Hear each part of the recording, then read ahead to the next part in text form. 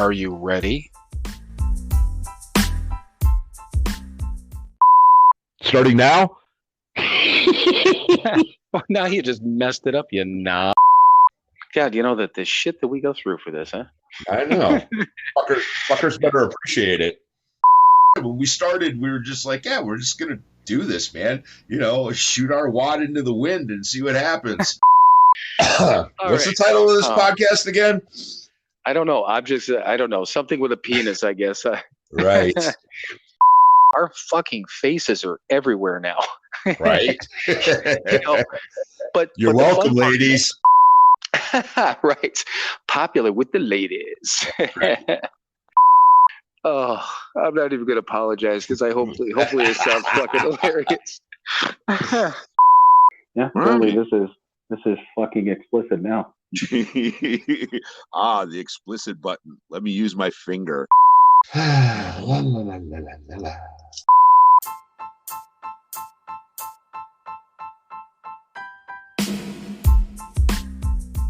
It is time for another episode of Sober, Not Mature. And that episode starts now. All right, everyone. Welcome once again to another episode of Sober, Not Mature. The actual... There's Mike with his fucking lighter. You know Mike's here. Hi there.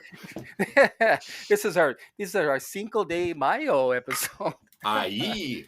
I've got coffee, not tequila, but we do have a guest with us. If anyone's been paying attention, this is one of our friends from Cleveland. And Angel, I'll let you introduce yourself first, and then got a couple of things that before we get into things. But go ahead, at least introduce yourself. Tell everyone who you are.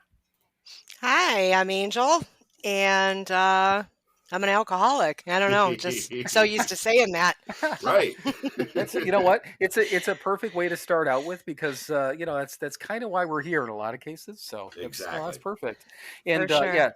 So Angel is I'm just going to say, I almost said the other half, but I'm going to give you the benefit of the doubt. And I'm going to say the better half. Thank we you. know that's true.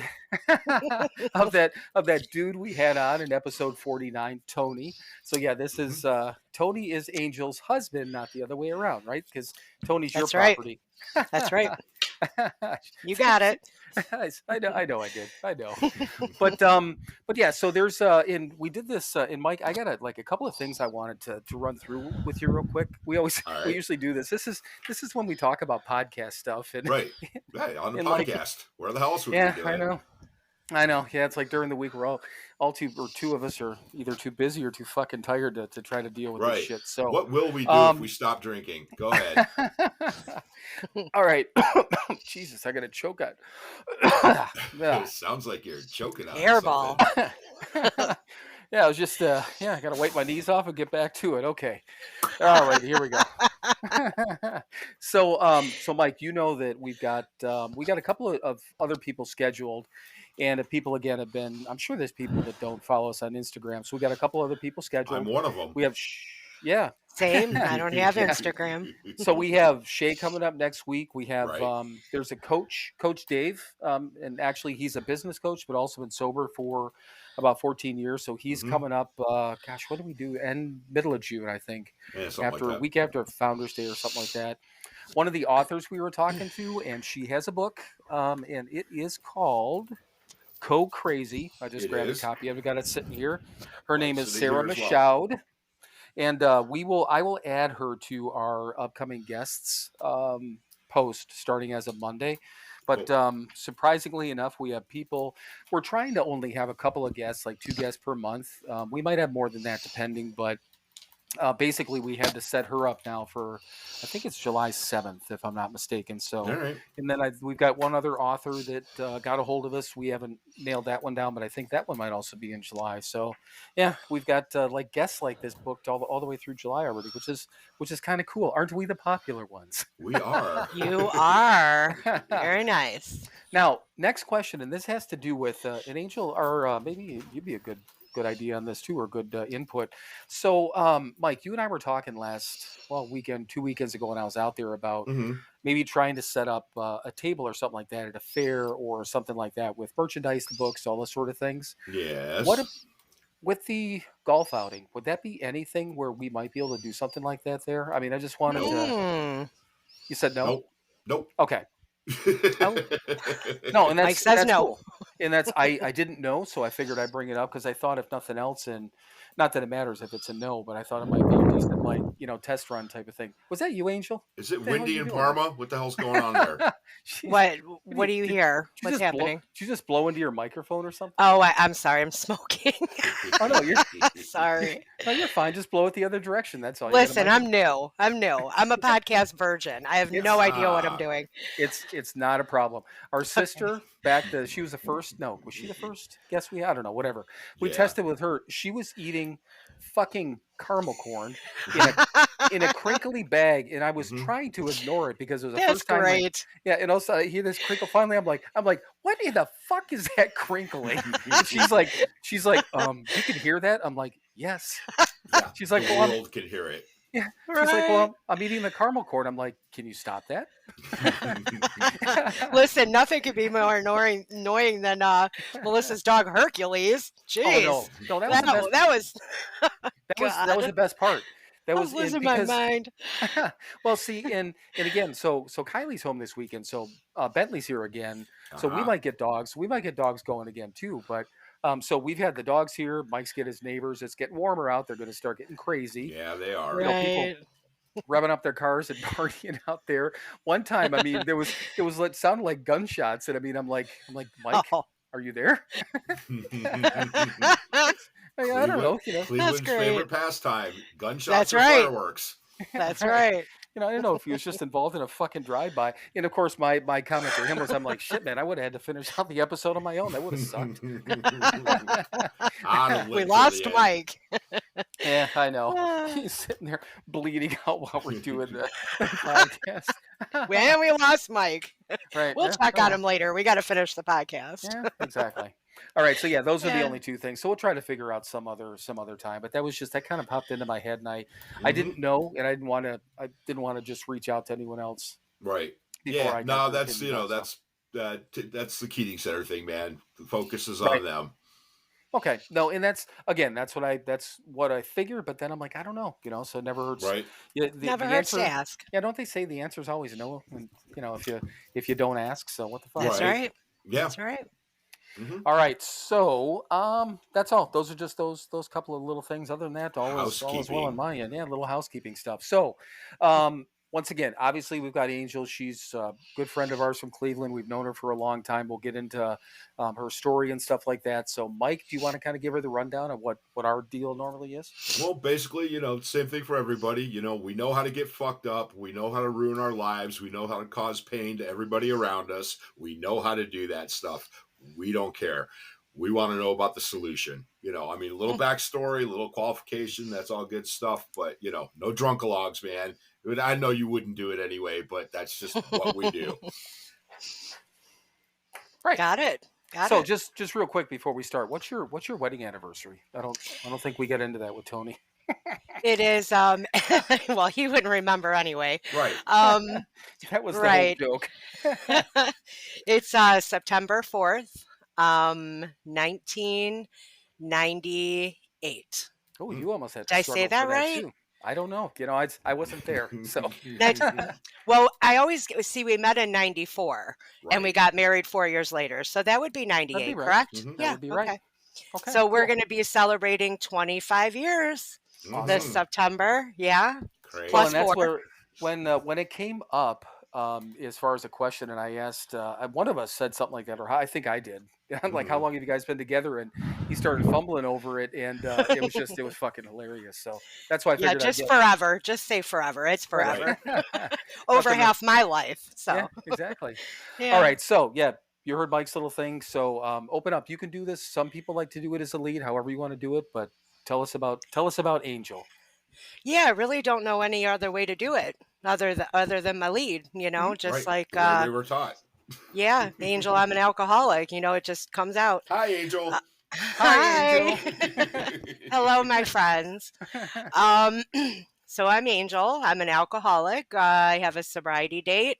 It is 10/26/12, and Let's see. Just gonna get right into it. I had a great childhood. Um, I was very spoiled. I was raised by grandparents and my mom. My real father was not around, and everything was all about me. And then my mom met my dad when I was 8 years old, and everything changed, and it was no longer all about me. My brother and sister came along, and my teenage years, I'll just sum those all up. I was grounded all the time. Like my mom always said, I'll give you just enough rope to hang yourself, and I did every single time. So anytime I got freedom, I ruined it. So I spent a lot of time in my room and you know, things like that. So let's see, the party kicked off when I was 18. That's when I had my first drunk. I had a couple wine coolers. And yeah, I just I like the feeling, right from the get-go. But I was a mom by this time. I had my son when I was 18 and got my driver's license. I got my COS license. Everything kind of happened when I was 18. That was the magic year where I was finally an adult and I could do what I want. And, I kind of did. So, things were kind of quiet when I was married to my ex-husband. And we, partied on the weekends sometimes, nothing too crazy, got a job hairdressing a couple nights a week. And, things were just kind of going along. And then, right before I turned 21, I pulled up to a red light and I met the man of my dreams. Can't explain it. I don't know what happened. Fireworks went off, the planets aligned, whatever you want to say, but I just knew. I'm like, that's going to be my husband. But I already had one of those. So that was a bit of a problem. So we pulled over in a subway and we talked for like 3 hours. And, he had just got a divorce. He had 3 kids. He just got out of the military. He was out partying with his brother. I had my son in the back seat in his footy pajamas, and we were just talking and man, I just knew like I was in love, but I'm like, what to do with my husband? So, what I did was I said, I can't give you my number because I'm married, so I'm going to take yours. And I had my cousin in the car and I gave it to her and I said, look, I really can't have this, like I'm married, I feel bad, this and that. So a week goes by, I can't eat, I can't sleep. All I can think about is Tony Albright. So I call my cousin and I say, hey, you still have that number by any chance? Thank God she did. So I called him, left a message with his mom because, he had just got a divorce, got out of the military, like I said. So he was staying with his parents in North Royalton. And I called and I said, hey, this is Angel, can you have Tony call me? Tell him I called, and she looked at Tony and she said, hey, some girl named Angel called. What is she, a stripper? I actually have never been a stripper, but apparently it's a stripper name. So, well, thanks for qualifying that. Hang on, I do like little podcast notes. Angel has never been a stripper. Yeah, there we go. That's gonna end up in my notes, just so you know. Oh gosh. Stripper. Okay. Yeah, cool. So me and his mom kind of butted heads for a very long time because of that, even though, like I mean, that was just her assumption. Like I'd never been a stripper, although I was pretty wild. So and you guys did meet on Brook Park Road, right? We did meet on Brook Park Road. Yep, right in the red light district. Yeah. Which, if well, you he don't was know, out you're not from partying. Cleveland, Brook Park Road has a lot of strip clubs on it. Yes. So him and his brother were out partying. That's what they were doing. And and I just happened to be taking my cousin home that lives in Cleveland. So that's how that came to be. So Tony and I start talking, on the phone. We meet and it's on. He takes me to my first bar. We had some Long Island iced teas. I mean, no sense in, messing around, go right from wine coolers to Long Island, and we were just having a good time, and I guess you could say I had an affair for several months, and then my husband, I never offered the information, lying by omission, but I when he asked me, if I was cheating or someone else, I was honest, and I said yeah, and it was rough there for a little bit, me and him. We're great friends today. Him and Tony are friends. We get along great, but it was a little rough there in the beginning. And, you know, Tony and I have been together ever since. So, that kicked off our partying days. We partied exactly the same. And, he opened up a whole new world for me. And, we just started going to the bars. I worked at a couple of them, as like a waitress. Yeah, things were just crazy. And then we just decided we wanted to go to Georgia. So we literally put Tony's family is in Georgia, cousins and aunts and uncles and stuff. So we literally put all of our stuff on the tree lawn, our washer, our dryer, our furniture. Someone came by and bought it all, and we got a U-Haul.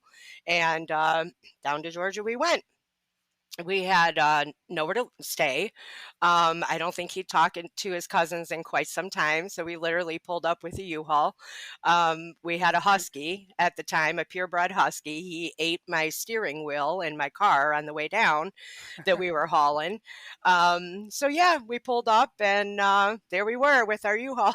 So um, they let us stay for a while, and then we lived in a tent for 3 weeks too, at some kind of lake or whatever. Yeah, just crazy, just crazy.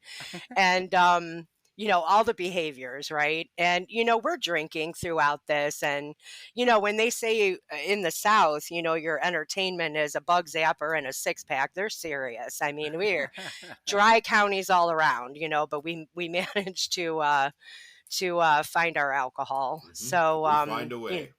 We find a way. That's right. So we had three of the kids. We had my son and two of his. The oldest was staying with Tony's parents, and we're broke. We we always have money for alcohol, and weed, but we're just broke all the time. We can't put propane in the propane tank. We can't, um, we all take turns having jobs. Two will have a job, one not. All three of us are out of work. I mean, yeah, we were just broke. So Tony decides to go to truck driving school, and I said, well, the state of Georgia paid for it, and I said, are we going to stay here or are we going to go back to Ohio? So I said, we're not doing too well here, like we're broke, and let's go back to Ohio. So we came back to Ohio, and again, the kids. Were with, I think when we first came back, they went with Tony's ex. And, then she called us one day and said, hey, I don't want the kids in the Cleveland school system. So, so we took the kids. I remember it like it was yesterday. Tony took me to Mountain Jack's, which was my favorite restaurant, now out of business.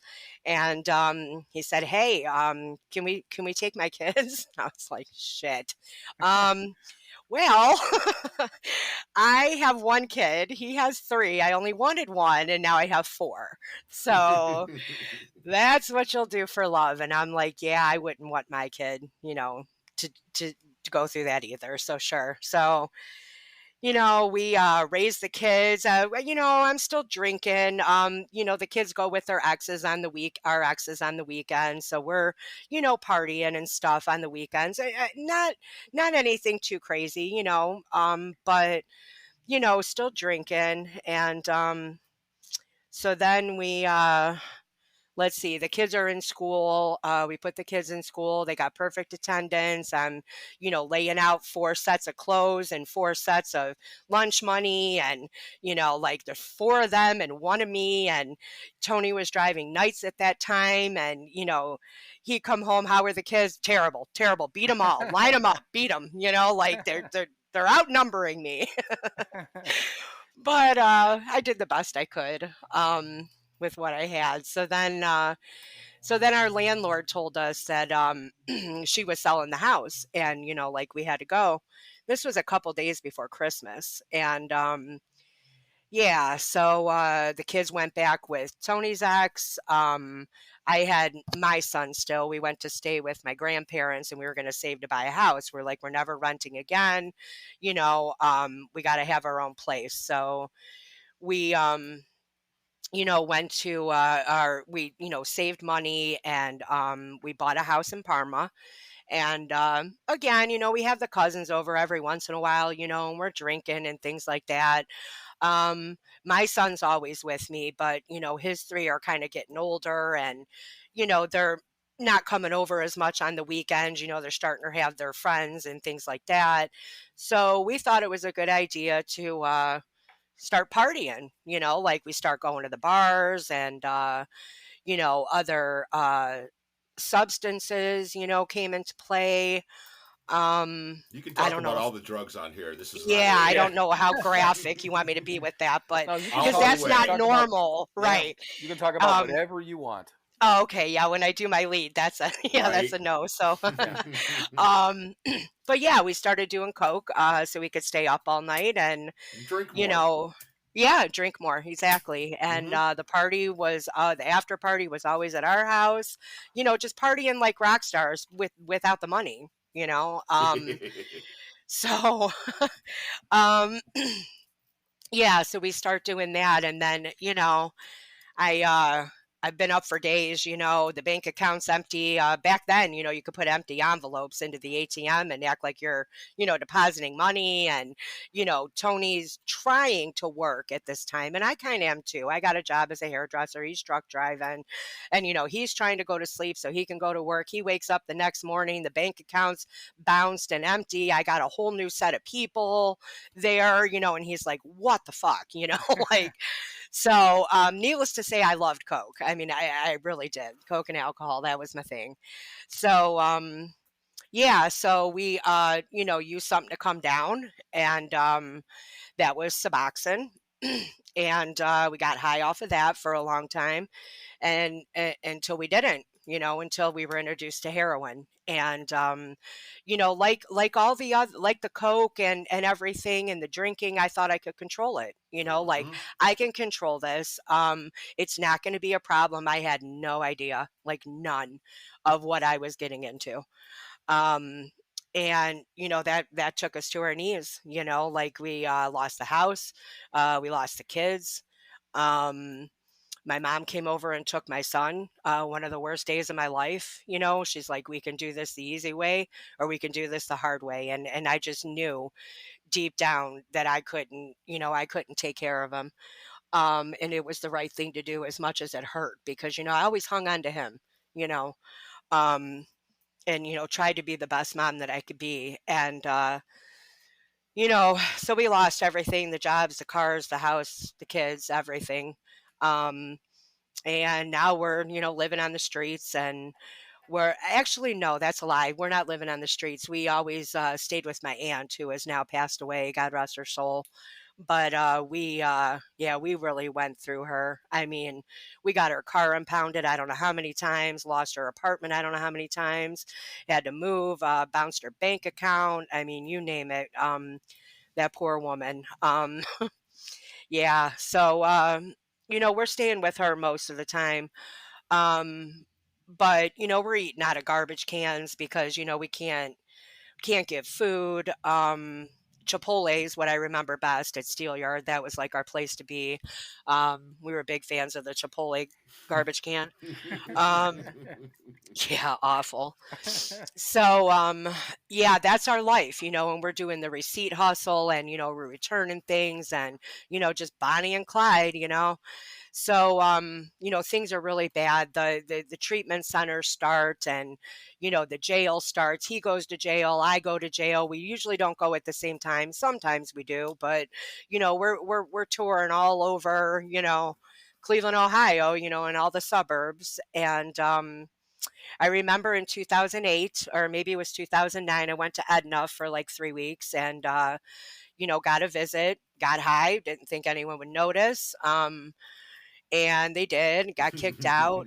I mean, me and Tony were just so toxic. Like, if you look up toxic and codependent in the dictionary, my picture's there. You know, his picture's there.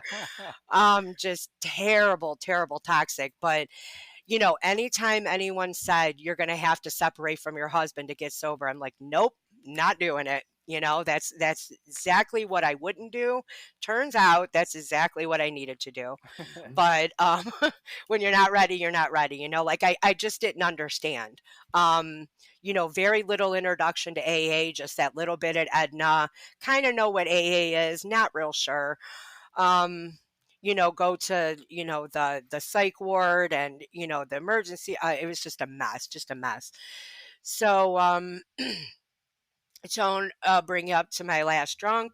Tony goes to jail, and I got arrested twice in 2 weeks, I think. Walked into Home Depot at Seal Yard, got caught by security. I was throwing a fit because I was actually at this time, I think I was on the list to go to Jean Marie. And I'm telling him this. I'm like, look, I'm going to treatment. He physically had to pick me up and carry me for all the way through the parking lot and all the way through Home Depot. Cause oh my gosh. Right. And I'm he on the handcuffed list. I me got to a the bed. chair. You know, I just need to steal a few things to get me through. I mean, why don't you understand this, right? Exactly. Makes sense to me. Yeah, right. So he handcuffs me to the chair.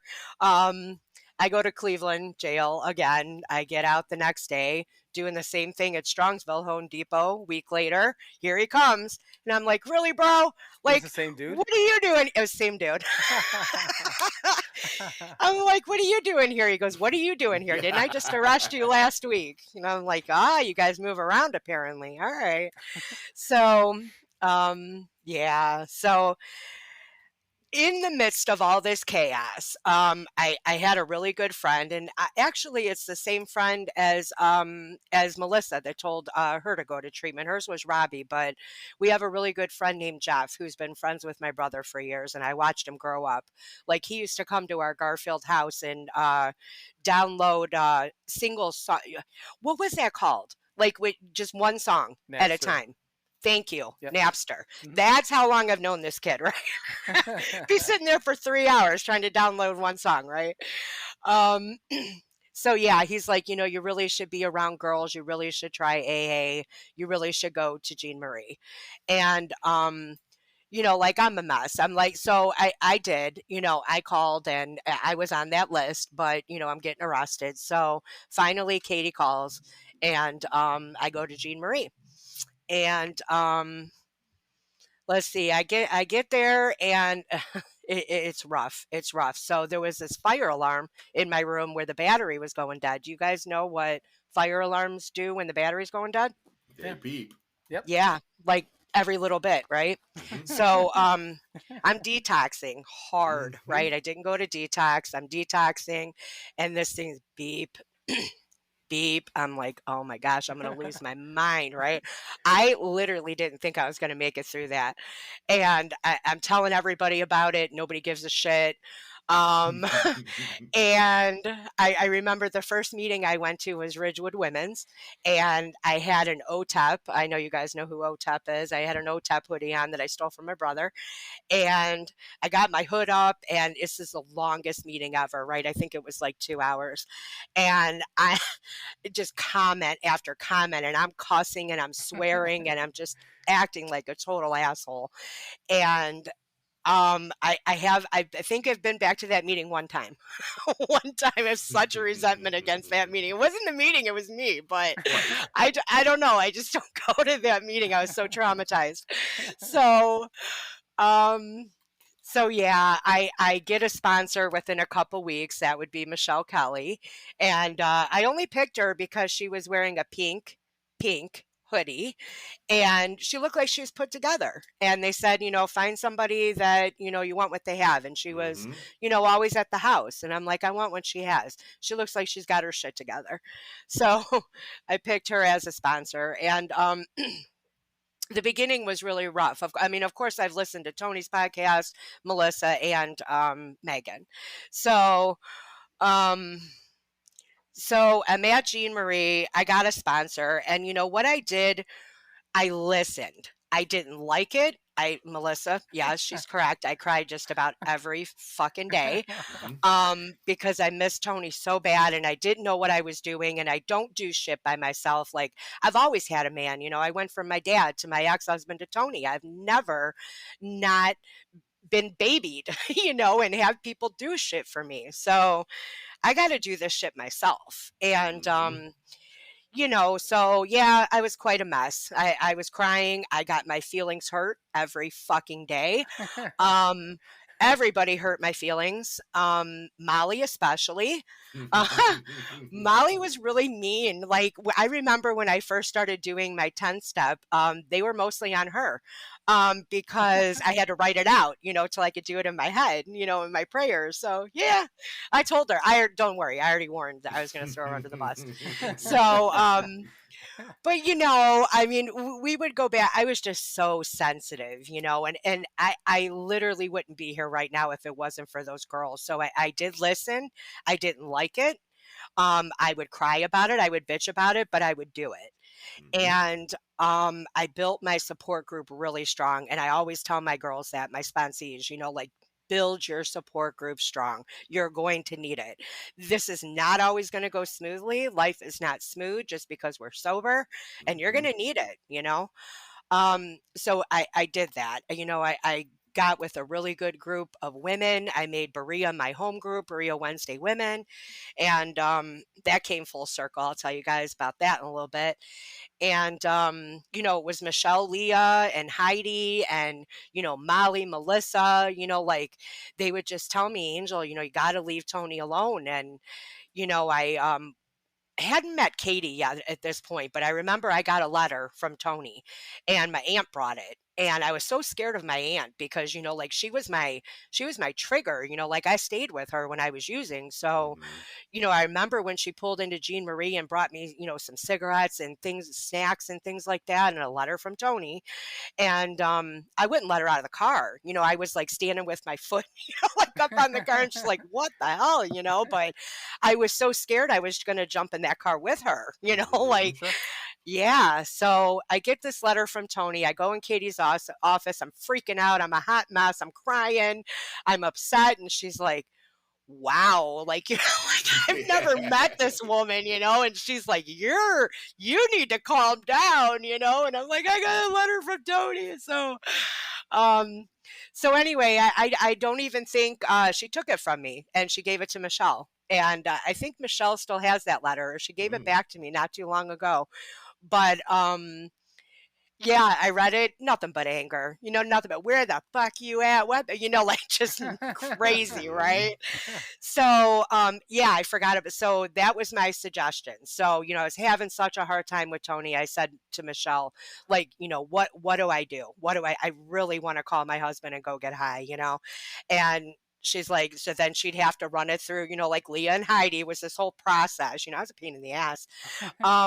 You know, like I'd have a question, she'd have to talk to her you know, support group and get back to me. So she's like, hey, we're going to suggest that, you know, you have no contact, you know, no letters, no phone calls, no nothing. And I'm like, wow, okay. Didn't like it, but I did it. And we literally didn't talk for months. No phone calls, no letters, no nothing. I did sneak out with Dana Hepner. One time we were supposed to be going job hunting, and I was going to meet Tony, and I met him at the library. She went and got high. When we got back, we got caught because she was high. Otherwise, I probably would have got away with it. She got kicked out. I didn't, only because I didn't get high, but they did change the transition rules because of that. You weren't allowed to go all day. You had to like come back and, you know, check in for lunch, I think. So you're welcome, ladies. Changing the rules in not the most positive way, but yeah, right. Well, I'll tell you what. Why don't we? What do you think, Mike? Good time to take a quick break. This is absolutely, you know, in a point where we're getting into the full part, I think, of your solution. So, Mike, okay, go ahead. All right. Well, we're going to be right back with the solution after this brief word from our sponsor. Hey everyone, it's your friends at Sober Not Mature. Hi there. Yes, it's both of your friends this time. Hi Mike, how are you? I'm well. How are you, Bill? I am doing well, but we do have a purpose. We actually usually talk about our one website, but we actually have two websites now. So two websites in one.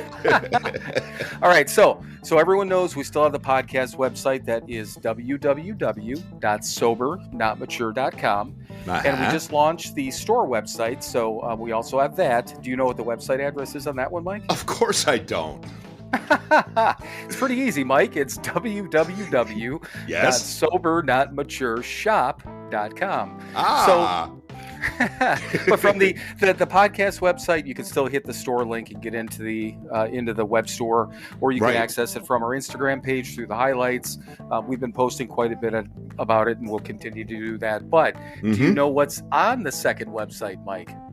Well, there's a store. There are products that you can purchase for you and your loved ones. Well, Mike, do we still have merchandise? We have merchandise. Well, we got T-shirts and coffee mugs and all kinds of crap. And one of the coolest parts, we also do have all the recovery books from Hazelden, which is kind of a big deal. That is a big deal. Yeah, at least for us. So all the books that we read, God Grant Me, 24 Hours, the Big Book, the 12 and 12, all of those books are available for sale on our website. And once again, that store website is www.sober. Trying to help, man. I know you are. You're not helping, though. Okay, now I got to say www.SoberNotMatureShop.com. .com. Visit that today, or visit the podcast website, which is, again, the podcast website. So www.SoberNotMature.com. Did you just say sober but not mature? Yeah, sure. Write that down. Yeah, like fucking mush mouth or something. All right, everyone. You've suffered enough with this, and we'll get back to what we were talking about previously. So visit the websites, though. All right, everyone, welcome back. And as Mike said, now it's time for the solution. Or more of the solution. But so I just figured that'd be a good place to start, because you changed the rules or got the rules changed literally. And that was, I mean, you've been sober now for over 10 years. So 10 years ago, all these women that have gone through for 10 years now have had to deal with shit because of you. In a positive situation. It's not like you completely messed up their lives, but probably for the best. You might have even saved some people from really relapsing. But I think that's hilarious. Yeah. So the best part about that story is I came back and Katie said to me, "It's either you or him." She goes, "It's you or him." And for some reason, I've never forgot that. And it clicked and it made sense. And from that point forward, I'm like, shit, like I get that. It's me or him, like I have to pick one. So, yeah. So when I forget what Tony's sobriety date is. Are you before him, or is it the other way around?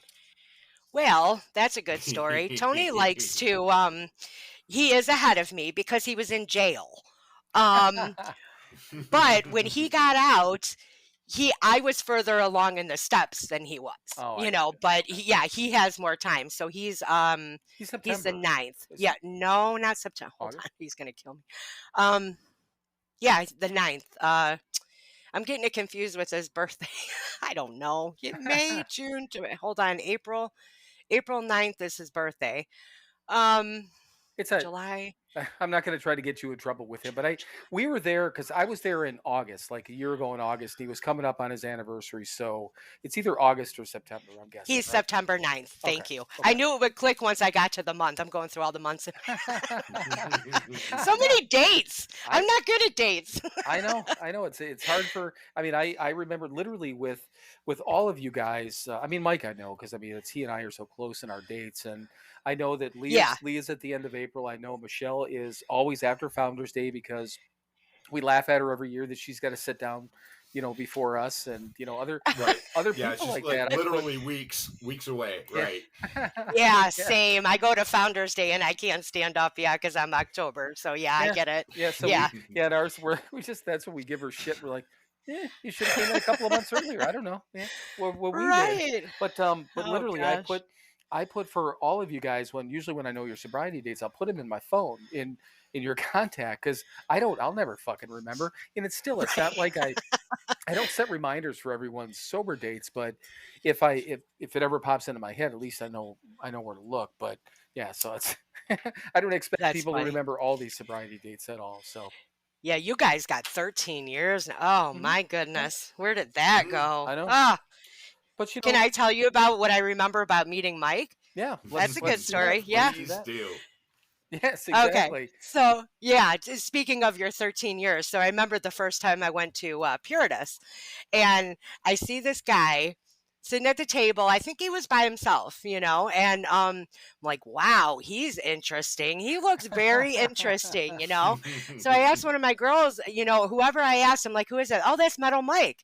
I'm like, Metal Mike, huh? But yeah, I remember that. I remember that so clearly. I'm like, wow, he doesn't look like anybody else in AA. Just like all decked out, because I mean, Tony and I are huge heavy metal fans, so I was like, yeah, so you really stood out, Mike. That's what I remember. I remember try. that. Well, Yeah. well, and everyone on here that's listened even for a minute has heard how I met him, but he didn't look all decked out, looking cool. No, I did not. No, you saw him at his worst. Oh, yeah, for no, sure. I saw him getting out of because it was you said it was a van cab, wasn't it? I remember you getting out of a cab. It was.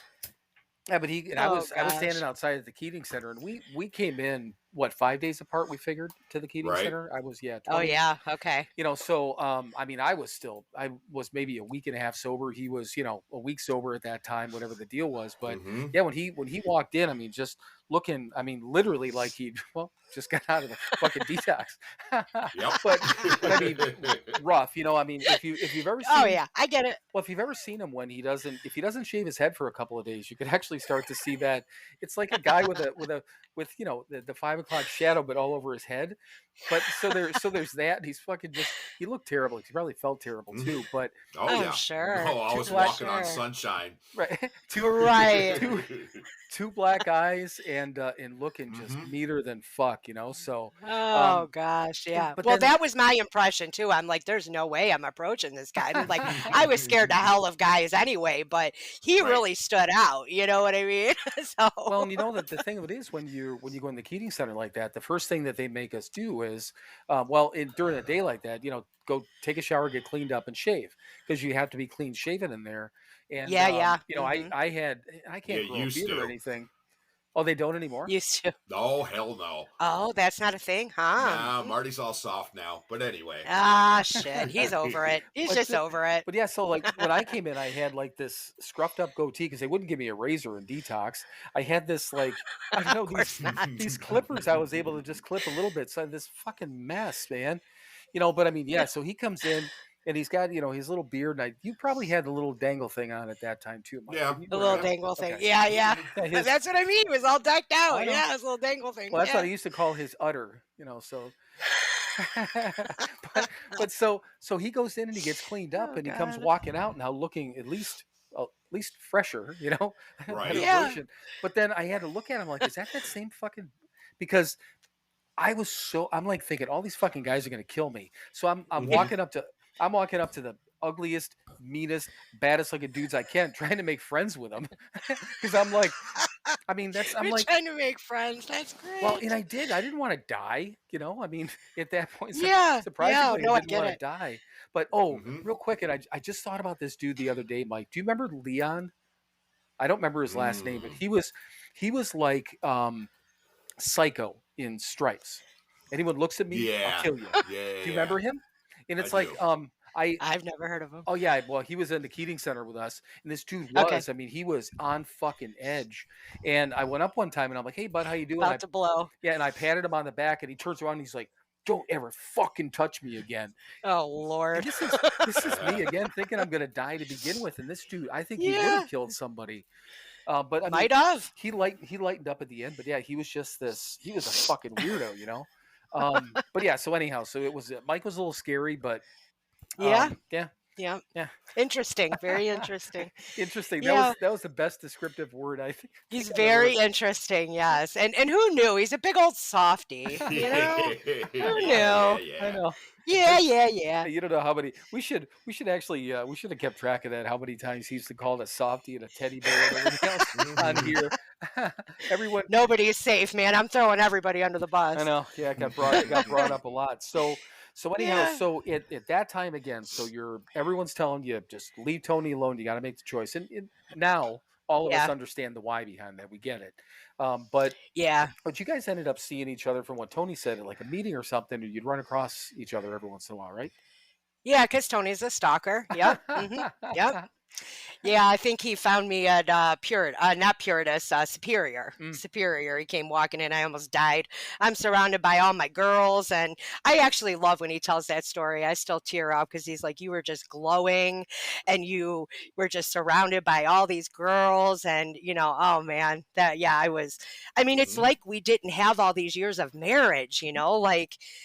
Oh, it was crazy. We dated like all over again. It was like all brand new. I mean, we hadn't known each other sober. I do want to say something about those bonds, though.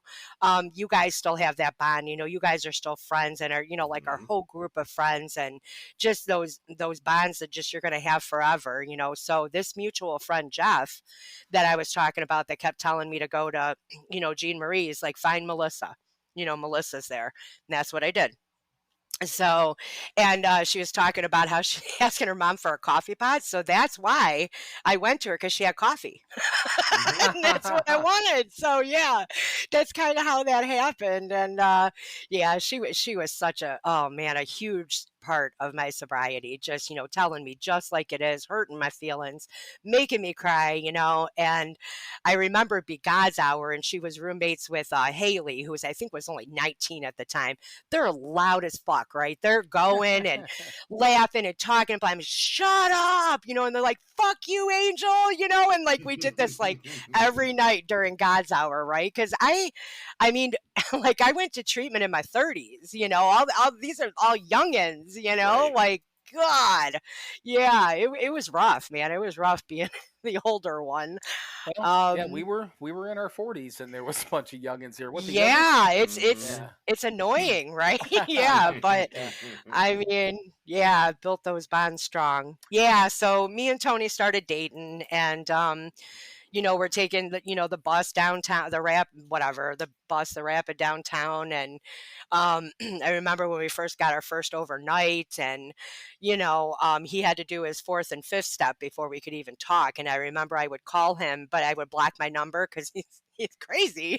He's crazy about me. So, yeah, I blocked my number, and, he wasn't, like I said, he wasn't ahead in the steps, like he was having a hard time finding a sponsor and, this and that.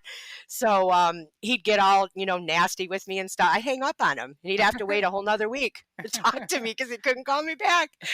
So he would go to his sponsor, who's now passed away, God rest his soul, Todd. And, he'd be like, Todd, she hung up on me, and he's like, just whatever she says, just say okay. I wish it was still like that today. I don't know what happened to that. Whatever she says, just say okay. So yeah, we started dating, and let's see, we didn't move in together until we were almost 2 years sober, and that was a whole process. He goes out, apartment hunting. Now Tony's really good at faith, and I'm not. I feel like as women and as mothers, and I know a lot of women can relate to this, like we're used to controlling shit. We're used to making the decisions and, taking care of things. And it's so hard, and worrying about literally everything. I mean, it's so hard for me to let shit go, right? And I'm like, no, we can't move in together, but I'm so sick of living at Cecilia with all these women. And, like I'm on my third group of women. I've been there so damn long, at Cecilia. Right. So I'm like, I got to get out of here, So So he actually found the apartment, and the VA, because Tony's a vet, actually paid our first 6 months rent. They gave us some stuff, and my mom bought me the ugliest couch in the world for $40 at a garage sale. You see them on all the movies, those shiny ones, with Sure. all the flowers and the wood. Yeah. And yeah, we just we moved in, and everything's just so separate, right? He's got, his guys, I got my girls, and, we still do that today. Like Megan said, we don't sit together. We may drive together, but I'm with the girls, he's with the guys. And, yeah, so we move in together. Things start, things are rough. He owes a lot of back child support, right? And now we're responsible for it. Now we're responsible. So, yeah, we were pretty poor, and that's okay. That's okay. But we did it. We maintained our sobriety. He was talking about making the bed. I'm usually in it. Well, when I get out of it, there's a cat in it. So a lot of days the bed don't get made, but keep well the beginnings, like all through COVID and stuff, just my support group, and, not being able to get to meetings, and, keeping in touch with the girls, and, doing something AA every day. And I do have to tell you, I'm going to tell on myself. I was kind of lost, like during COVID. You know how you don't know that you're lost until you're found? Oh, yeah. If that makes any sense? yeah. Okay. So I got kind of lost, because what happened was I got a new sponsor, and I'm like, I'm never going back to Berea, right? I'm not doing it. I'm going to be a rebellion child, and I'm not doing Berea. I'm going to make 1250 my home group, because I've always loved 1250, right? So I do this, and then 1250 shuts down for 2 years because of COVID. And we tried doing it on Zoom, and it's not working. And, I get another home group for about a year. And then just recently, actually for Berea's anniversary, I went back, and I signed the roster last week. Go figure. All my rebellion, the prodigal child comes back, right? You always go back to your roots. And it's just where I feel safe, and where I feel comfortable. And I also, I was so regimented for so many years. I wouldn't touch my phone until I prayed and did my meditation. And routine, right? I was out of my routine. So I don't pray for a couple days, right? And I'm like, well, I'm fine. I'm okay. I'm not good. I'm not bad. I'm just okay. So then, I pray once a week. Haven't done my meditation since February. So, but I'm okay. So Tony makes me a sign. So I tell him, and he's like, wow, you never told me that. I'm like, well, yeah, I know, because you're going to, make me do it. Right. So, right. So he made me a sign, right? First thing I do in the morning is go have a cigarette, in our laundry room, because we don't smoke in the house. And yeah, he made me a sign that says pray with a smiley face. And for the last several weeks, I don't touch my phone until I pray and meditate. So I feel like no matter how far, you stray, you can come back. You could. I just had to get back into my routine. That's really what it was. And I do want to say that my sober song is Pink Sober, and actually I'm going to the concert with my daughter-in-law, who is like one of my besties now. We talk like every day. Go figure. It was really rough there for a little bit, but we had the hard conversations, and because of this program, yeah, we talk every day, and just great relationship with the kids. I'm all over the place. I know. I'm sorry. That's just how my brain works. Keep going, man. But so Pink, so sober, and those lyrics, just really speak to me. And it says, why do I feel the party's over? And that's how I felt when I went to Jean Marie. Like, I got as high as I could. I did everything I could. But I knew it was the end. And I don't know how I knew that. And I didn't necessarily, know what I was doing, or want to be away from Tony, or want to be sober. But I knew if I didn't do something, this was going to be my life. And I was going to end up in prison for the rest of my life. And that was just not okay. So the party was definitely over. And then the other part is, how do I feel this good sober? Well, I'll tell you the answer to that. Grandbabies. Grandbabies is how you feel this good sober. Right? Am I right? Yeah. We all Correct. have them. Yep. Yeah, you do. Yeah. Yeah. So you know exactly what I'm talking about. And I get chills talking about those babies because just hearing them say Oma and Opa, just, I mean, wow. Like it's just indescribable, right? They're your second chance, they're your do-over, and man, it's just awesome. Right. Yeah, so did I do the end of my story? I don't know. Did I? I don't know. You know what? I'm so all over the place. No, here's the thing. There's no real structure. First of all, I think you did perfectly fine. Great story, telling all that shit. Believe me, we're not going to sit back and be like, well, you missed this part. You're not going to critique me. No, I love the loose format. No, love but it. The other thing too, and you mentioned so much about the routine. Number one, and Mike and I, so here's the cool part. We've talked about this. Every person we've had on now from Cleveland, which you're going to be, you're the fourth person now, but we talked about Cleveland, and we talked about you guys, and we talked about Cleveland AA and what we were taught and how we were brought up and all this sort of things. And what's cool is that we haven't told any one of you guys what to say, but every one of you guys has literally reiterated everything that Mike and I have talked about, right, Mike, in the last absolutely 14 or 15 months since we've been doing this, because that's cool, because if it weren't for the routine, and I've talked about it openly, that first 9 months, I didn't get my head out of my ass till I was like 9 months sober. And when you said, not knowing you were lost until you were found, that's right away that came into play. I didn't realize how fucking on edge I was for 9 months. But I had a structure, I had a routine, I had people around me. Again, you talk about your girls, these dudes that were around me, Mike included. Michael, is another one. Frankie. I mean, all these guys that were in the Keating Center with us. I didn't know Tony then, obviously at that point, but all these guys, I followed this routine and did this thing, but yeah, I just did.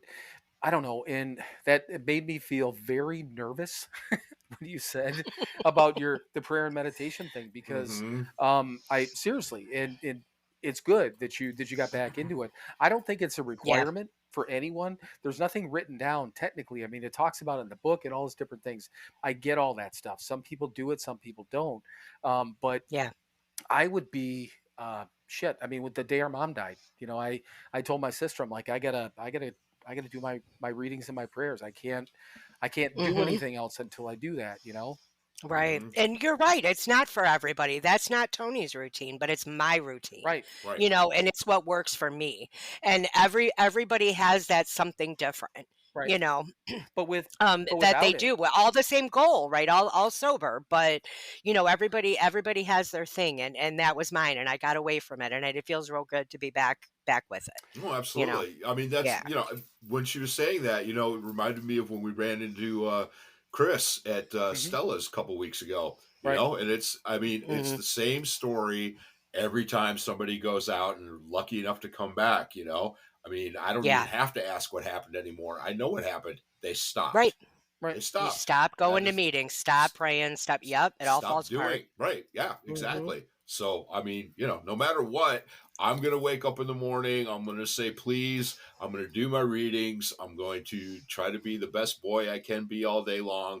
At night, I'm going to lay down. I'm going to say thank you. And, every day, every Friday, I'm going to get pizza. I did this Friday. I'm going to make my fucking bed in the morning because, I don't have a cat or a Tony in it. And not today. Listen, Tony gets up way before I do. All right, I don't have an angel in it. And right, there you go. Or a cat, Right. Exactly. I mean, I can't stop.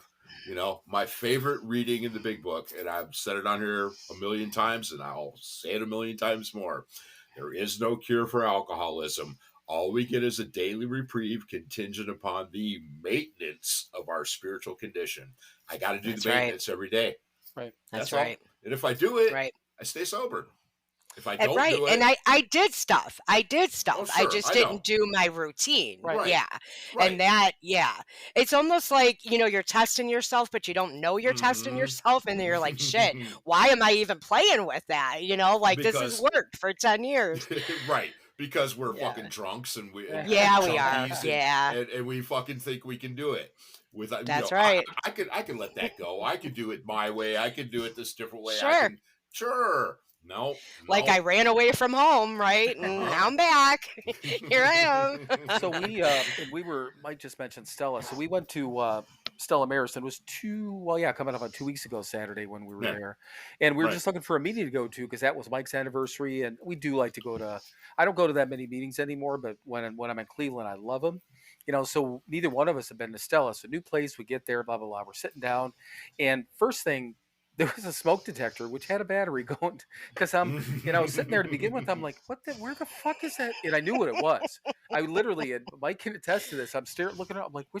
I'm like, it's a smoke detector. Oh, it's the most annoying sound in the entire world. It was driving me. Oh, me crazy. And it used to happen in an apartment building I was in. And, because you could call maintenance a couple of times because there was one at the top of the stairs right outside the door of the apartment I lived in.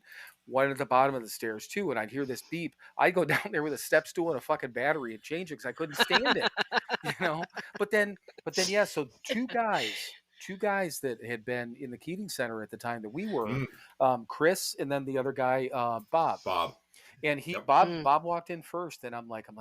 Right after, I'm like, what's this? Because it's been a while since I've seen him, so I picked up on his name right away. He comes up and he's like, oh, gives me kind of like the shake your hand hug, and then Mike gives him the shake your hand hug, the dude hug, and then right. Then he's like, he goes, oh, you two guys are still hanging out, and I'm like, yep, still hanging out, and and then, those bonds are strong. But then he was walking away, and then I'm like, I looked at Mike, I'm like, yeah, we're still fucking sober too. Now, but here's the thing. So, and Mike and I talked about this, a couple of things. That's part of my problem, which I come up to. It's the confidence and the gratitude and the happiness that leads into egotism with me. And to begin with, I didn't mean it that way, but it came out of my mouth that way. Like, yeah, fuck, man, I stayed sober. But then I got to step back. I'm like, shit, I shouldn't have said that. I don't remember if I said those words, Mike, but I wasn't trying to like gloat on it, but I think in my head that, but after the meeting, like it wears on you, right? It wears on you because you see the same people coming in and out and in and out, and it's like, aren't you tired? Right. Like it's so exhausting. You don't ever get a day off from this shit, Well, and when we saw Chris, same thing. I mean, when we see guys come back in like that, and it's been years since we've asked somebody what happened because, like Mike said, we know. The only thing I asked Chris, I just said because he had posted openly about that he was going to detox and rehab and this and that. I didn't know he was back at the Keating Center, but the only thing I asked him, I'm like, "How are you doing?" And he's like, "Well," and that's it. I just asked him, "How are you doing?" Because I knew. But still, that's a polite thing to ask. I was going to ask him what happened. I knew what fucking happened. Yeah, what fucking happened, right. And again, that's part of it. I sometimes I want to be a dick because it's fun, but I didn't. I wasn't meaning to be a dick saying, well, yeah, we stayed sober, because it's part of me is like, fuck yeah, we stayed sober, but I don't mean it to come out that way, but it is. There's that egotism and that. It's hard though, pride, right? Yeah, because our egos are the problem. Right. Yeah, our egos are definitely the problem. Oh, and I'm a huge fucking egotist. That hasn't. Well, it's changed. It's lessened, but but even then, that's a great example of I just fucking lie because it hasn't gotten any better. I was sitting in a meeting of Alcoholics Anonymous, and I was a dick. And an egotistical dick. I'm so fucking sober, dude. Whatever. But no, honestly, you didn't say it to his face. You said it to me after he walked away. Right. Oh, well, see, that's okay. Right. That's all right. But still, our bullshit. We all have our person. Yeah. But see, the thing of it is, I know better. It's not right. I mean, it would have been if I would have said it to him. Then I'd have fucked with you. That would have been way worse. Right. Yeah. Mm-hmm. Yeah. And when we were talking to Chris after the meeting, he was kind of going, this and that. And I looked at him square in the face and I said, yeah, you stopped, didn't you? And he went, yeah. And I went, well, there you go. Now you know what to fucking do. Don't stop. Right.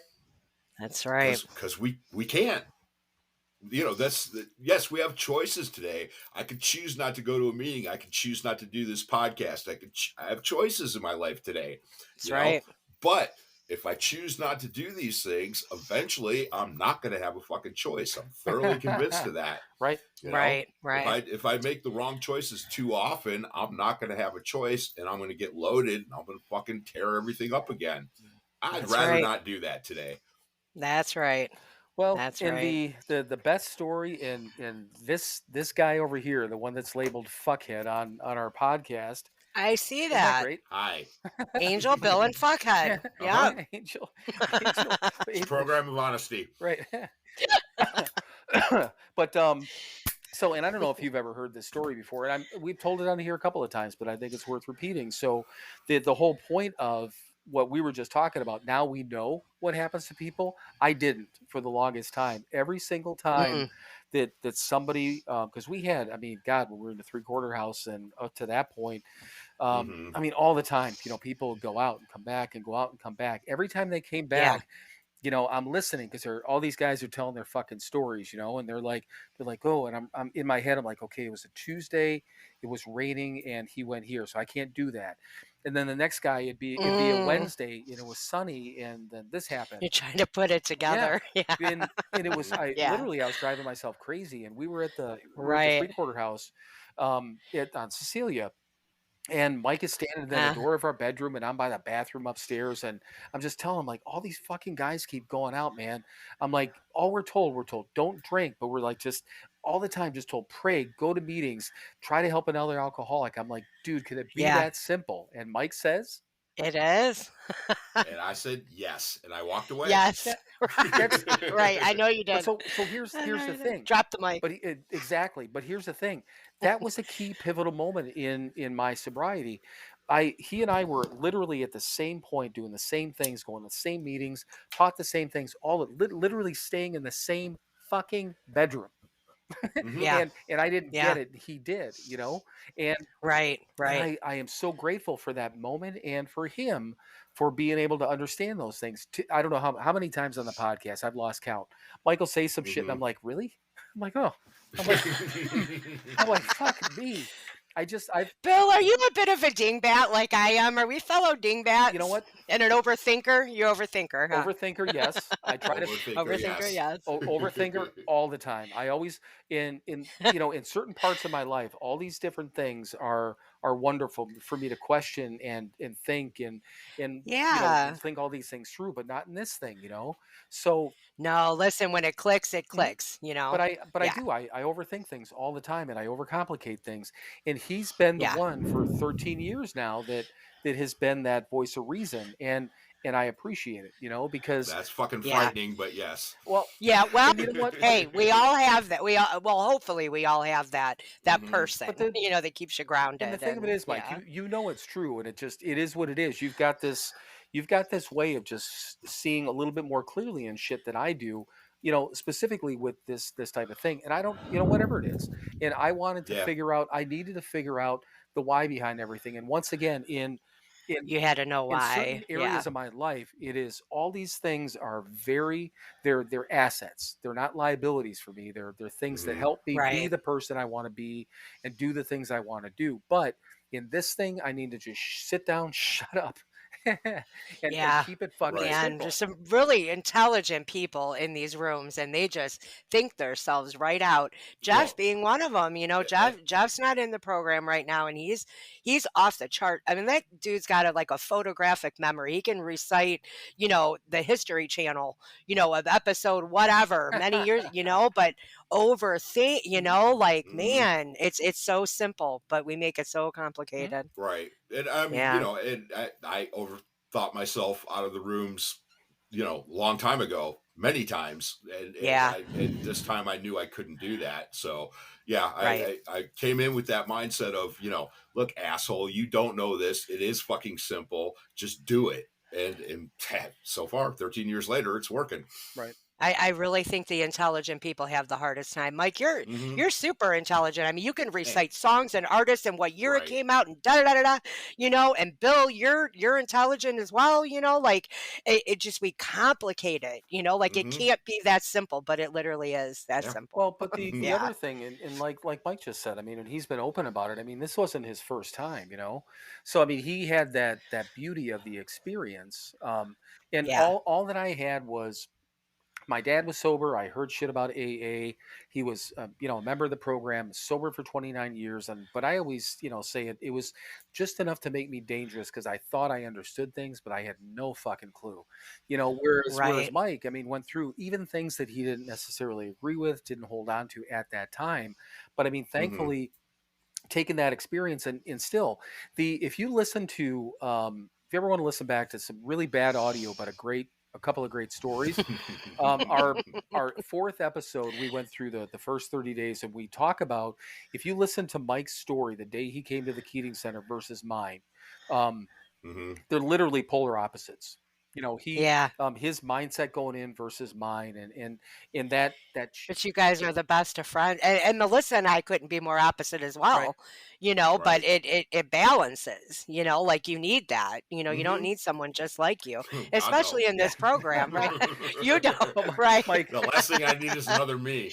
Right? well, but Mike, could you imagine if you thought the same way that I did? We would be a fucking Oh mess. gosh, We Oh would, yeah, mess, right? absolutely. It we, wouldn't work, right? it's all of my fucking harebrained ideas over the years. We would have done all of them. We would have fucking done all of them, you know. And Yeah. I don't know, but But we got such a great support mhm. group, and poker's just so much fun. I Mm-hmm. remember we got invited to the last one at their Lakewood apartment Oh yeah, before they Right. moved to the house, and that's when we joined poker. And I think that's when I met you, Bill. But you were always, you know, like you're Wisconsin, right. you know.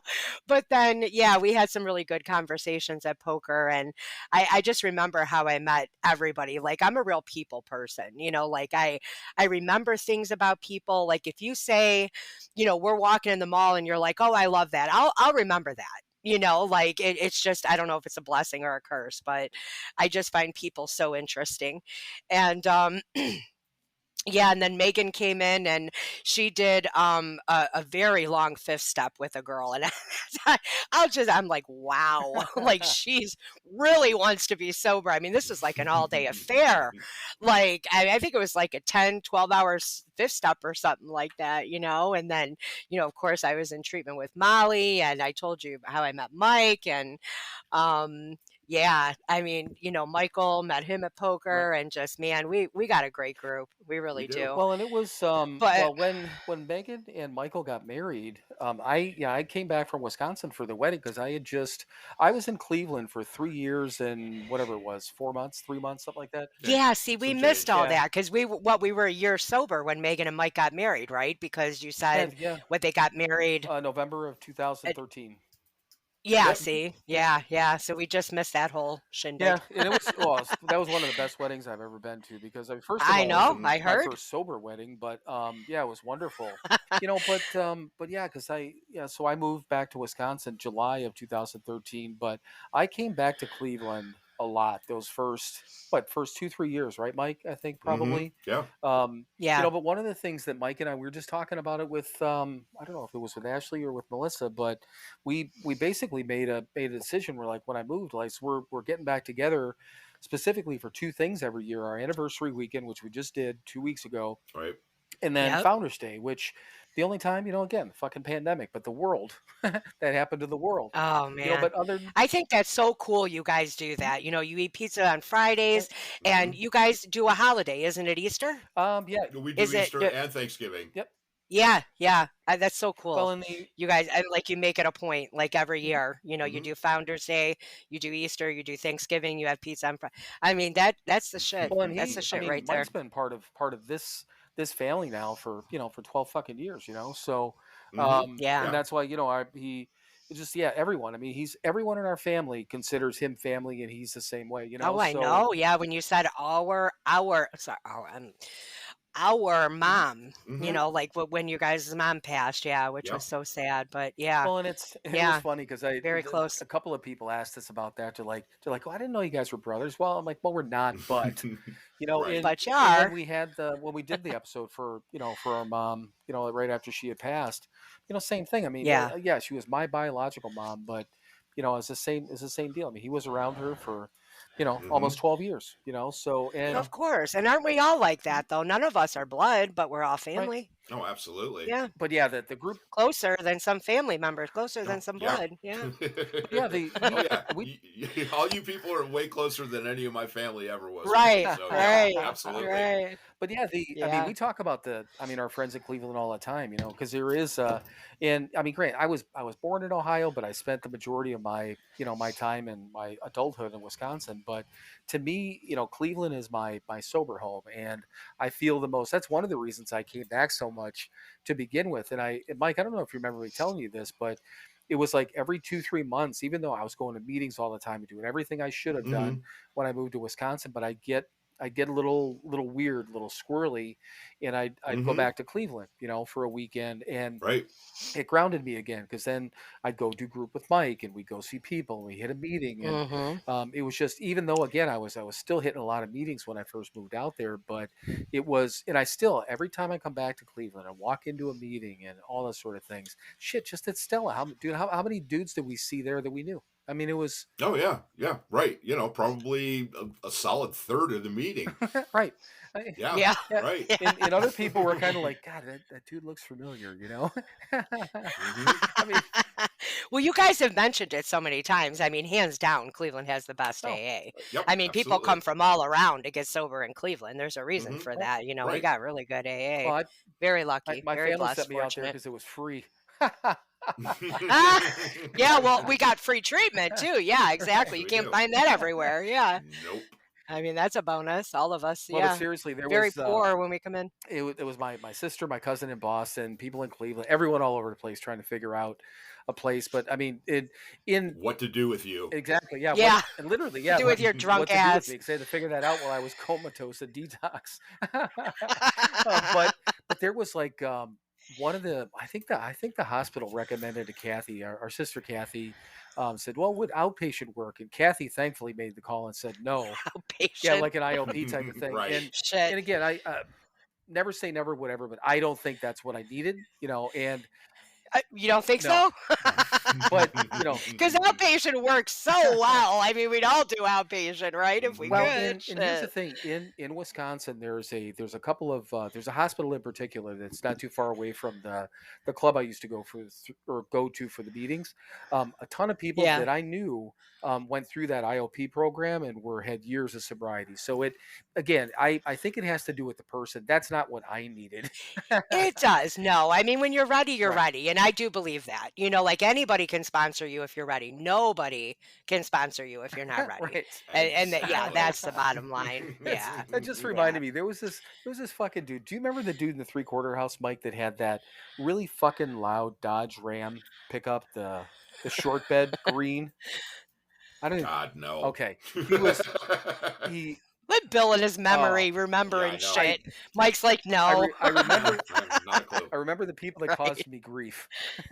um, Oh, Right. okay. but so Okay. this dude would it was one of the ones. I think he was an attic dweller. I think it was one of those dudes. Ah, one of Yeah. those. Attic Yeah, dweller. well, Oh, we had a few of gosh. them, but so the Yeah, so did we. so a Yeah. couple of these people that Hmm. like because Marty gave us this responsibility kind of inadvertently, tell us to keep shit straight and let them know blah blah blah, but he expected us to Mm. keep people in line. So these new people come in and we give them the rundown. This is what happen, especially when it comes to curfews or whatever. And this dude would either show up right Right. at 11 or a couple of minutes after. And we kept. Mm. I remember a couple of times we finally had a conversation with him, like, dude, you have to. This is going to end up falling on us because it basically we don't want to get. We don't need Marty. We're going to get in We trouble. don't need Marty up in Right. our shit. So Yeah. I Yeah. remember this guy. It just reminded me of the sponsor thing you just said. He's like, I was with my sponsor, and he's always talk about his sponsor, and he's like, Every yeah, and then he's time. like, Sure. Liar. basically saying that he's fine because of his sponsor. We're like, what? Your sponsor has nothing to do Right. with anything. If you Nothing. choose to drink, and then I think probably somebody threw up examples. How many people do you think Jack fucking Mulhall, sponsored that didn't stay sober? He was one of the greatest Right. guys on the planet. Bill fucking Wilson, Dr. fucking Bob. It didn't matter. Right. Right. That doesn't. We think we're so special, That though. doesn't. We think we're so That doesn't special. prove anything to me. The guy was such a fucking knob. Oh, he was Right. such a fucking knob. Getting you guys in trouble. Yeah, but I mean, really, we've talked about it a couple of times that we still have, I mean, a huge, possibly fearful respect for Marty. I wouldn't want to cross him. Sure. I mean, I adore him. I love the dude. But I don't want to. Yeah. I don't want to fuck with him. No, no. Not even one little bit. I agree. No, there's always that level of respect, even though, he's another drunk. But yeah, same with Katie. There's always that level of respect, that you don't cross. Right. Yeah. Which is the way it should be. Get it. It's the way it should be. Yeah, for sure. So I wrote down the sure. Georgia thing. So is Tony's family still lives there, right? Yeah, his parents actually moved down there. His mom has passed away, but yeah, his dad's down there, his brothers, cousins. He has a sister here. No one knows a lot. You have a sister? Because it's him and his two brothers. But yeah, his sister lives here. But yeah, most of his family is in Georgia. So there's got to be some Walking Dead freaks on here. So is that where you guys went? The Walking Dead, was that in Georgia? Yeah. Okay. Oh, yeah. And actually, it's in Sonoy, Georgia, if you want to say it the proper way, like they do. It's not Sonoya. It's Sonoy. That's where his dad lives. Okay. And that's where The Walking Dead is. So we just go right across the street into the little town. And it is this quaint little town, just like you picture, there's a post office, there's a movie store, a gas station. I think one guy owns everything. At least he did when we lived there. His name is Crook. Yeah, so that's funny. Yeah, it's Crook's grocery store, Crook's gas station, but yeah, so we didn't get to meet anybody famous or anything, but we saw the filming. They got the big walls up, and they have the little coffee shop where you can go downstairs and see all the memorabilia. Right. We have magnets and shirts and sweatshirt. Yeah, it's very cool. Very cool. I just remember you guys taking those pictures, and that's when I watched it all the time. So Yeah. our sister Kathy is the one that she was a huge Walking Dead fan, and I know that when at the time that you guys were taking those pictures, I think I showed her the pictures on Facebook. So, but yeah, she'll probably appreciate this part. But it's just when you said that, I'm like, cool. fuck, I remembered that you guys had taken pictures with that stuff. So yeah, it's just, I don't know, kind of an off off the wall type of question, but that's what I thought. Yeah, no. Yeah, it's very cool. And it's right in Dad's little town. That's where we lived too. When we were down there, we lived in Sonoy. And we rented a house. The lady had a horse ranch, and she had like 300 acres. So she had these 3 little houses. And we lived in the one in the middle. When we left, they tore that fucker down. They're like, okay, so you're a Yankee, but if you come down and stay, then you're a damn Yankee. So we were the damn Yankees, and they're like, man, they're gone. We're burning that shit down. We're tearing that shit down. Yeah. It was an old house, though, but we think it's funny that, yeah, they got rid of that house when we left. It's tarnished by the Northerners. So Carpetbaggers. Right. So you know what? And I had made a note. I meant to do this in the beginning. Do you want to? Should we read off the review that we got, Mike? Do you want to? Should we read that off? You know what? Do it to it. Okay. So do you want me to read it, or do you want to read it? You care? I don't have it in front of me. Okay. Hang on one second here. So we don't get. I'm doing a podcast. But it's only reason I have it. It's on my phone because I did the screenshot to send it to you. That's why I was asking. No, I mean, yeah, I could pull it up, but whatever. No, it's cool. But so we don't actually get that many reviews, but people can do reviews on our website or on any one of the podcast players. And for anyone who's listening to this, please, if nothing else, go on Spotify, Apple Podcasts, Google Podcasts, whatever you're listening to, just give us a 5-star rating. What it does, if nothing else, is it raises us up in the list of podcasts. So there may be somebody out there that might want to listen to some of the shit that comes out of our mouths. I don't know why, but people might. So to possibly help somebody else, you at least give us a 5-star rating. So, or at least one of our guests. Right. Exactly. So Nice. so we get this review, and this came on our website, but it starts off, the title of the review is "What's in a Name," which I thought was cool to begin with. So it says, Mhm. while sampling the all-you-can-eat buffet of sober podcasts out there, I stumbled upon this one. The name alone drew me in, but the two hosts, both longtime sober dudes, both immature, but one decidedly more, in capital letters, more immature than the other, kept me coming back for seconds and thirds. It's a balanced plate of serious recovery stuff, spiced with cussing, generous slices of stupid banter that makes me laugh out loud. I just keep coming back for more. I never know what, in capital letters, what they are going to serve up next, but I know I'll learn something useful to keep me sober. And then it ends up with "love you guys." So, um, Wow, isn't that that's nice? good. And Y'all are a buffet. I'm just gonna leave that. I I'll leave love that it. one alone for a minute. So I saw the, because I'm like, God, one of us is more. And then I sent it to Mike, and he goes, I thought we were both pretty even. I'm like, I think so too. But I'm like, Yeah. ooh, let me look on Instagram. Interesting. So I looked on Instagram, and I could figure out who it was by the name on there. So first of all, it's a Yeah. female, which is cool because we have a more male populated, more male listeners on our podcast, but more female followers on Instagram. Weird kind of mix, but it is what it is. So more dudes actually listen than females to the podcast. So it's Okay, wait, let me stop you. Is that why Tony has the most listens? Because you have more dudes? Because one of us girls has got to knock him out of the top. I'm just well saying. the Just saying. our number one episode is a female. So it was Okay, one of good. yeah, it was Okay, one of good. our guests, but I mean she's got a good story, but she has like 35 or 40,000 followers. She does good Oh, work with people nice. too. She's cool. Nice. But so I find the person on Instagram, and I message her, and I'm like, thank you very much, blah, blah, blah, this and that. But I'm like, so who's the one that's more immature? And she comes back, and she's like, she goes, oh, you're welcome. Just keep doing what you're doing. And I'm like, well, wait a second.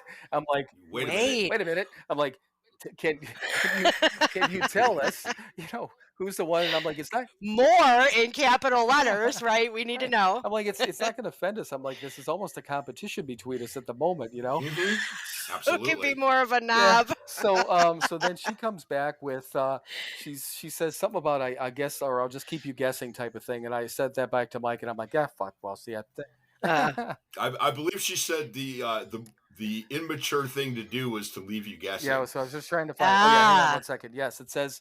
Yep, it clever. says gonna keep you guessing. It's the immature thing to do, and I'm like, okay, damn it. That was Yep, it. I'm like, damn it. I said that's fair. So who do you guys think it is? You know what, the only thing there, I don't even know, because I'm thinking back at if Yeah, I know. if it was just based on the podcast, we both come up with, because I mean, like when I said our faces are everywhere, and you're like, you're welcome, ladies. You're I right. mean, that's That was that's in our great. that's That in our was great. promo, and then all that different shit. Yeah. But the only thing is that if I could be tagged with the label just because I'm the one that's doing all the Instagram stuff, now Yeah. that doesn't mean that I only. First of all, anything I post on Instagram, number one, not only would Mike agree with it, he would post it too. So Sure. it Mhm. is coming. I mean, granted, I take care of the social media stuff, but it's us. I am thinking for both of us at For that sure. time. But Yeah. seriously, if somebody is just listening to the podcast, I don't know. I have no idea. But so Hmm. Right. Well, you guys are having an immature competition, so I feel Well, yeah. like we need to know. I know. Well, and it's going to continue, because that number one, that review was Yeah. very cool. But I think, yeah, we're It going was to very start cool. doing, just try to one up each other from now on. So So you can be the bigger I'm just knob. gonna keep doing what I'm doing. Right. So whatever happens, Yeah. happens. Right. Yeah. Yeah, I know. And that's the thing of it is, well, shit. I wrote the two words, our review, and I highlighted it on the top of this piece of paper I have in front of me, and I almost forgot Mhm. that. So there's no fucking way I could remember to try to compete with you. Right. Over Exactly. being No. immature. I mean, shit. I can't remember that. So, Angel, anything else that you want to wrap up with? Any words of I'll say quote unquote wisdom for people out there that you might want to pass along? Anything else? Oh, wisdom. Doesn't even have to be wisdom. Anything Or else? nonsense. No, Either right. way. No, I just didn't want to wrap up with the kids though. So our oldest still doesn't talk to us, and that's God's time. You know, we have a grandchild that we've never met. It may always be like that. I don't know, but it's you know, not for us to decide. And then you know, we have a good relationship with our daughter, and our youngest Nick is a year and a half coming up on 2 years sober. He went through the rock. I'm not real good at anonymity. I'm pretty sure everybody knows that. So, but yeah, he's doing great. And then we have a great relationship, you know, with my son that, you know, because of the grandbabies. And, you know, I go out there like once a week and we actually go to the bar for dinner, which is kind of funny. It's like our own little routine and it's our little joke. Right. But yeah, we take the grandbabies to the bar, and I mean, bars have good food. Let's be honest. And it's a family tradition. Yeah. And then we go to Dairy Queen. And so normally on Friday nights I had to text Megan because she calls me every week on the way home from Gordon, and we catch up and have our little chit chats. So I had to text her and tell her that I'm with you guys tonight. So yeah. So we pulled Megan out of her meeting for that week, and she's like, yeah, I'm supposed to be at my meeting tonight. right. So I'm like, yeah, just not in a casket. Right? Yeah, just fucking blame us. It's fine. You know, it's okay. Yeah. And I wanted to say about the podcast, I am not a dick, but I am a little bit of a dingbat. So when I don't understand something or I don't know what's going on, I'm just going to back off. I'm just going to, like, you know, exit out of the conversation. I really didn't know what a podcast was. Melissa was talking about it several months ago. She's like, "Oh, do you listen to podcasts?" And I'm like, "What is she talking about? Is it like an audio book?" Like, I had no idea. Like, I audiobooks too. I mean, if I'm going to read a book, you know, I'm not going to audiobook it. So guys, really nothing. I didn't understand. And then once I listened to Tony's and Megan's, I'm like, I can do this. Okay, I got this.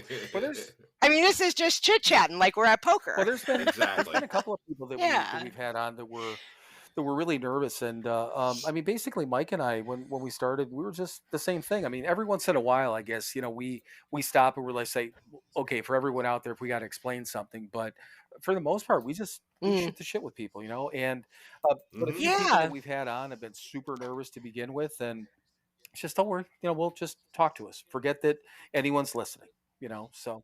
And that's what I did. I didn't build it up, you know, like I do with my leads still, because that's never gets any easier, you know. But I mean, just, you know, just talk to you guys like we're at poker and just, you know, shoot the shit. And so, yeah, I just let all that nervousness go, and it's cool. Right. But, we even had some people say, well, this has nothing to do with sobriety. Don't care. Spit it out. It's like, go on. Just talk about it. Yeah, nothing's off limits. Exactly. It's not. But yeah, this was really cool to do, guys. I really appreciate you having me on, and I mean, it was good. Well, thank you. I mean, I have no words of wisdom. Well, yeah, you have them in there. Trust me, you did. I do, but nothing that anybody hasn't already said. You know, stick to your routine and do what you do, and it all seems to be working for us. So, and you know, I have it circled, not a stripper, so I still have that on here. Believe me, read it. When you read the description, that's going to be in there, not a stripper. Okay, so speaking of the name, I was named after a country song, and I tried to explain this to Tony's mom, that it's Kiss an Angel Good Morning, which is a very old country song. Michael, know, I'm sure. Yep, yeah, one of the very few black colored singers, country singers that there were back in the day. And it was either that Charlie Pride. Yes. Oh, I knew you'd know. Look at that. So good at that shit. Yeah. And nobody knows that, Mike. Nobody knows that. They're like, I say Charlie Pride, they're like, oh yeah. And I'm like, you don't know. You have no idea what I'm talking Charlie about. Pride is. Oh, do you? Yeah. That's because we're old. Yeah, exactly. So I told my mom not too long ago, I'm like, Mom, that was a pretty racy song. And it was about a guy and a girl. Like, what's going on? You know? And she's like, I know, Angel. She said to me, and I'm like, okay, just check in, you know?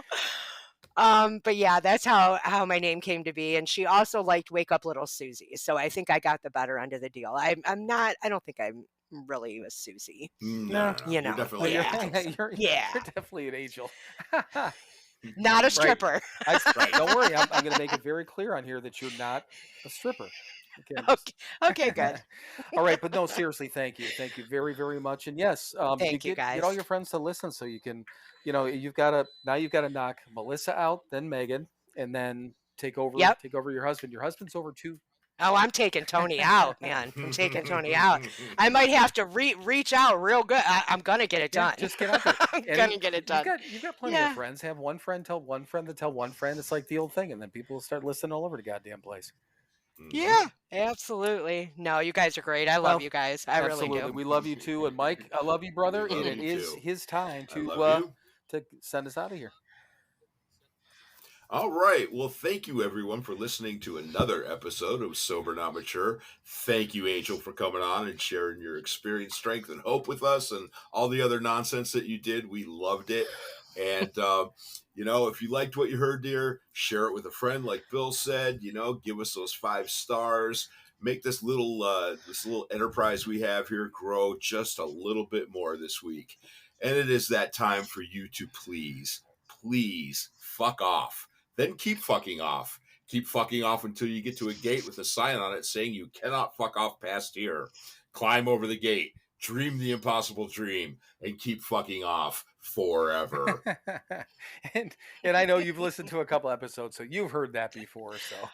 Oh yeah, yeah, love it. It is. It's always my favorite part. It is so you guys. I just told Mike before we started, I did an extra audio clip this week, and I cut the end of last week's episode. He made a mistake in there and had everyone laughing. It was fucking hilarious. I did.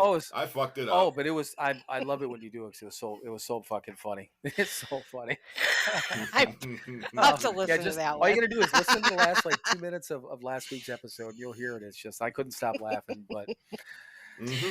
But anyhow, so seriously, Angel, thank you very, very much, and yeah, you're eyeing up Tony. You're going to knock him out of the race right off the bat, right? Absolutely. And we're all going to get together in a couple weeks. Oh, yeah. Yes, we are. Looking forward to it. Yep, Memorial Day weekend. About poker. Mike brought it up, and I hadn't thought about it when I first saw it, but like I told him, unless something really fucking weird happens, I'll be there. And I'd have no other plans on anything, so yeah, it'll be good. 3 weekends in a row, I'm kind of running around. Nice. That's like Mike says, what will we do when we get sober? What will we do if we're not drinking anymore? Oh my gosh. So boring. Right. Not really.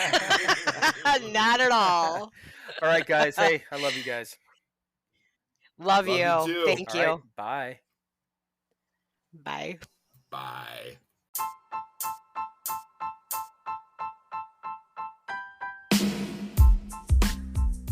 As always, thank you for listening to another episode of Sober Not Mature. To access all of our content and interact with us, please visit our website, SoberNotMature.com. Thank you again for listening, and we will talk to you soon.